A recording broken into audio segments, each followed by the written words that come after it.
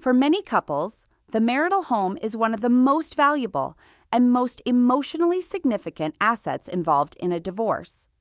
Whether you have minor children who want stability, concerns about mortgage affordability, or disagreements about whether to sell the property, determining what happens to the marital home can become one of the most contested issues in a Florida divorce. If you're facing divorce in the Tampa Bay area, understanding how Florida law approaches the marital home can help you make informed decisions about your future. Let's start with a basic question. Is the marital home considered marital property in Florida? In many cases, a home purchased during the marriage and used by the parties as the family residence will be considered a marital asset subject to equitable distribution. But not every case is straightforward. Whether a home is considered marital property may depend on factors like when the home was acquired, whether one spouse owned the property before the marriage, whether marital funds were used to pay the mortgage, taxes, or improvements, whether the property appreciated in value during the marriage, and whether any portion of the property may qualify as non-marital.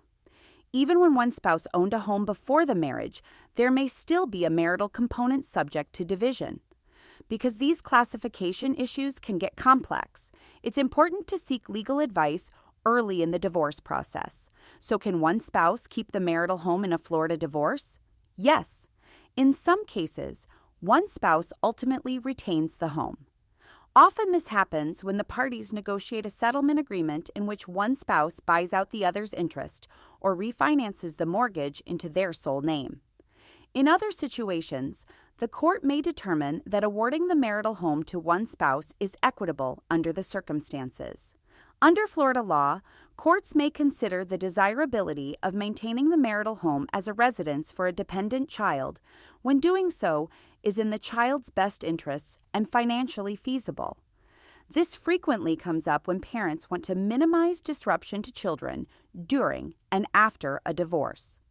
For example, if remaining in the home would allow children to stay in the same school district, maintain stability, and avoid unnecessary upheaval, the court may weigh those factors when determining equitable distribution. In many divorce cases, though, selling the marital home is the most practical option. A sale may occur when neither spouse can afford the home independently, when the parties can't agree on who should keep it, when there's substantial equity that should be divided, when the parties want to eliminate ongoing financial entanglements, or when maintaining the home simply isn't financially practical anymore. Once the property is sold, the proceeds are typically distributed according to a settlement agreement or court order. But disputes can still arise over mortgage payments, repairs, taxes, insurance, and contributions made after separation. That brings up the topic of credits and set-offs. Florida law addresses potential credits and set-offs related to the marital home under Section 61.077 of the Florida statutes.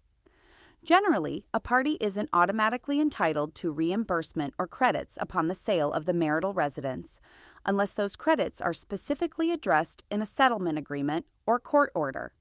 In the absence of an agreement, the court may evaluate various statutory factors to decide whether a credit or set-off is appropriate. For example, disputes may arise over mortgage payments made by one spouse after separation, property taxes or insurance payments, maintenance and repair expenses, and exclusive use and possession of the home. Because disagreements over credits and reimbursements can significantly affect how the sale proceeds are divided, it's important to address these issues clearly during the divorce process. Whether you want to keep the marital home, negotiate a buyout, or pursue a sale of the property, it's important to understand your legal rights and financial options. At the law office of Laura A. Olson, PA, the team helps clients throughout Tampa and the surrounding areas navigate complex divorce and equitable distribution issues, including disputes involving the marital home. Every case is different, and the right approach depends on your financial circumstances, parenting considerations, and long-term goals. If you have questions about what may happen to your home during a Florida divorce, contact an experienced Tampa divorce attorney today to discuss your options.